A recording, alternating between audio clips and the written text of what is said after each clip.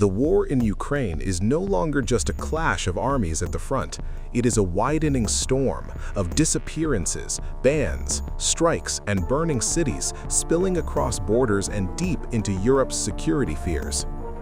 A disturbing revelation from inside Ukraine's own ranks has been exposed. More than 120 Ukrainian fighters have vanished after being absorbed into the controversial Azov-linked Third Army Corps, according to Russian security sources cited by RIA Novosti. The 125th Separate Heavy Mechanized Brigade, officials claim, has lost 124 service members in just 2 months. The brigade was recently folded into the Azov structure, with Major Vladimir Fokin, a close associate of Azov founder Andrei Beletsky, installed as commander. As families wait for answers, the brigade's leadership has reportedly shifted blame downward, placing responsibility on unit commanders. Missing soldiers, no clear explanation, and silence where accountability should be. As uncertainty grows on the battlefield, fear is hardening into policy across Europe. Estonia has slammed its doors shut to 261 Russian veterans of the Ukraine war, banning them outright from entering the country. Foreign Minister Markus Chakna delivered a blunt warning: this is only the beginning. Estonia, backed by Baltic and Nordic allies, is now pushing for a Europe-wide visa ban, arguing that battle-hardened veterans pose a real and immediate threat. Interior Minister Igor Taro says this danger is not theoretical, pointing to combat experience, military training, and alleged criminal backgrounds.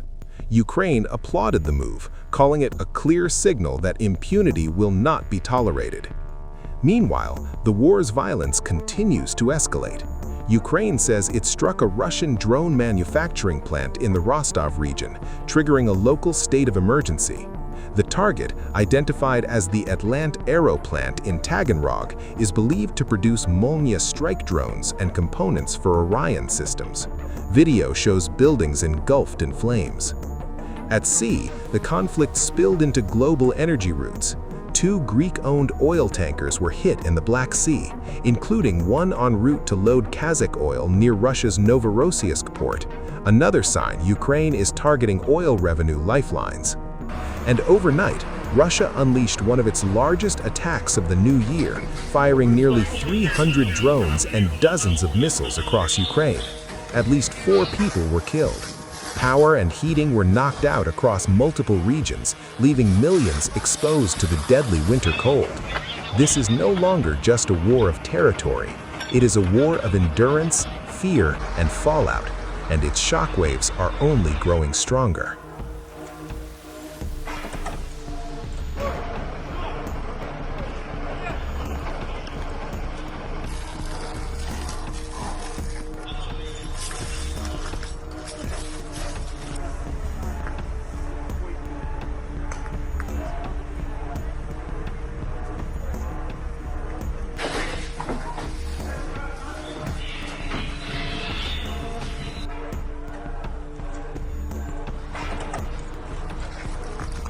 In line with the Ministry of Foreign Affairs, I had discussions with U.S. Congressman Lindsey Graham and Richard Blumenthal.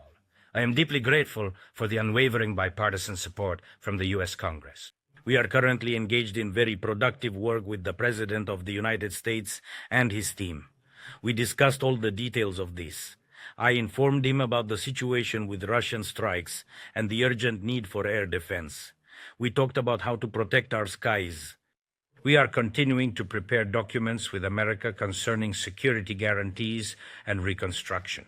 We are actively working to ensure that in the near future, formats for signing and legal ratification are possible in the United States Congress and the Ukrainian Parliament.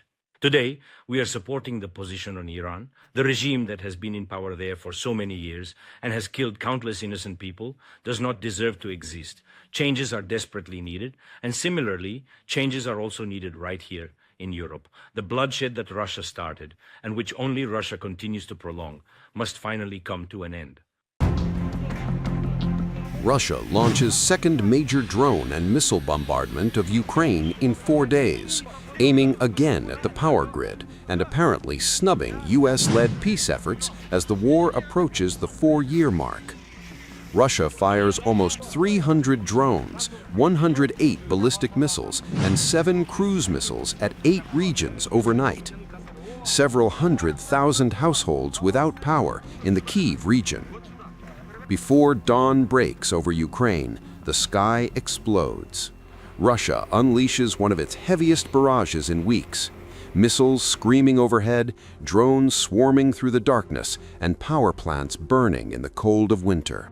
More than 24 missiles and nearly 300 drones struck across the country in the early hours of Tuesday.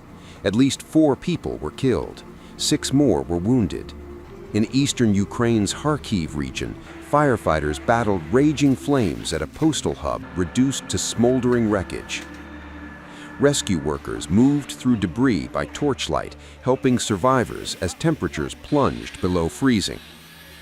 White-helmeted emergency crews were seen climbing through the ruins of a Nova Poshta facility, still smoking hours after the strike. Ukraine's fragile energy system took another direct hit. The country's largest power provider, DTEK, confirmed that one of its power plants was struck, the 8th such attack since October alone. Since Russia's full-scale invasion in 2022, DTEK says its power facilities have been attacked more than 220 times. President Volodymyr Zelensky said the impact is immediate and devastating. Several 100,000 households around Kyiv were without electricity. Emergency power cuts rolled out across the capital and surrounding regions as freezing weather made repairs even harder. "This is Russian terror," Zelensky wrote. He urged Ukraine's allies to respond, not with words, but with new air defense systems and fresh military aid. Russia must learn that cold will not help it win this war, the Ukrainian president said. The strikes were not limited to one region. In Ukraine's second-largest city, Kharkiv, Mayor Igor Terekov confirmed a Russian long-range drone hit a medical facility for children, sparking a fire. Miraculously, no casualties were reported. Further south, in Odessa and surrounding areas, residential buildings, a hospital, and a kindergarten were damaged. At least 5 people were wounded as 2 separate waves of attacks hit the region overnight. Ukraine's Air Force said 25 missiles and 293 drones were launched in a single night.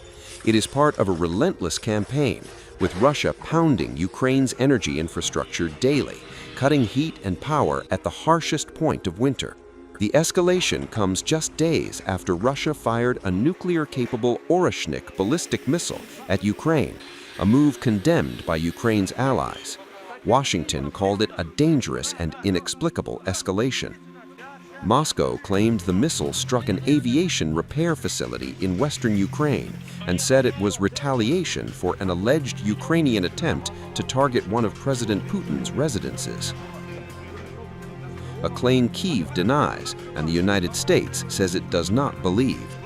As night turns to morning, Ukraine wakes once again to darkness, cold, and loss. Power lines are down, homes are shattered, and winter has become another weapon in a war with no pause. For millions of Ukrainians, survival now depends not just on endurance, but on how fast the world responds.